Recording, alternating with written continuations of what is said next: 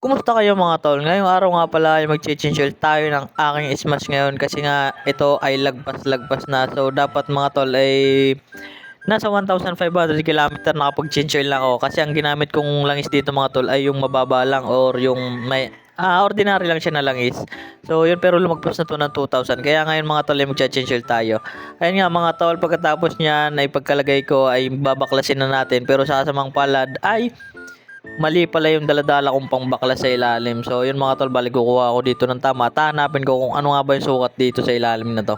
At pagkatapos ko nga mga tol nahanap yung tamang tools para dito sa bolts dito sa ilalim or yung sa drain ng makina, ay inikot-ikot ko na pagkatapos kong maluwagan. So ayan, maya maya lang makikita nyo na at aagos na yung napakaitim na langis nito mga tol.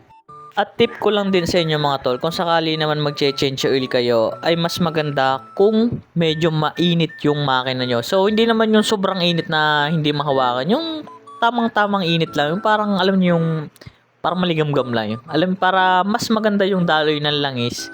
Kasi kung malamig mga tol or sobrang lamig na makina nyo, ay mahirap nang tumulo yung langis. So mas maganda medyo mainit-init lang ng konti. So painitin nyo lang ng konting-konti lang naman mga tol para mas maganda yung daloy ng langis sa pagbuhos o paglabas ng langis. At share ko nga pala sa inyo mga tol, ito nga pala ang gamit kong langis sa aking pag-change oil. Ito ay ang Shell Advance AX710W40. Ito nga pala mga tol ay synthetic base or semi-synthetic na langis. So napakaganda talaga nito sa makina mga tol. So subok na to ng ibang mga nagmumotor. Talaga napakaangas nito. Kung mas maganda nito mga tol kung bibili kayo sa mga Shell gasoline station, kasi makakasigurado kayo doon na original yung langis na doon. Kasi kung hindi ko naman sa nilalahat or possible din naman kasi mga tol na may mga peke nito sa mga shop, sa mga motor shop. At ayan na nga mga tol, baka tapos natin mapatagas or mapatulo yung langis na to mga tol, ay babalik na natin yung bolts nito para malagyan na natin ng panibagong langis.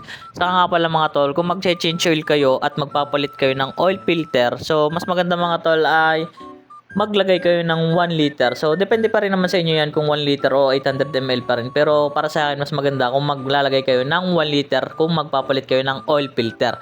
Kasi nga mga tol, magpapalit kayo, so sisip-sipin pa rin ng oil filter at parang mababawasan siya ng kaunti. At ayan na nga mga tol, dito ay sinasalin ko na yung ating bagong langis. Siyempre pagkasali natin dyan mga tol at matapos natin yung patatapusin natin to. Hindi, joke lang mga tol. So pagkatapos natin dito mga tol, ay siyempre papainitin natin ng kaunti yung makina natin para mas maganda yung ikot or mas malagyan ng langis or panibagong langis yung dito sa loob.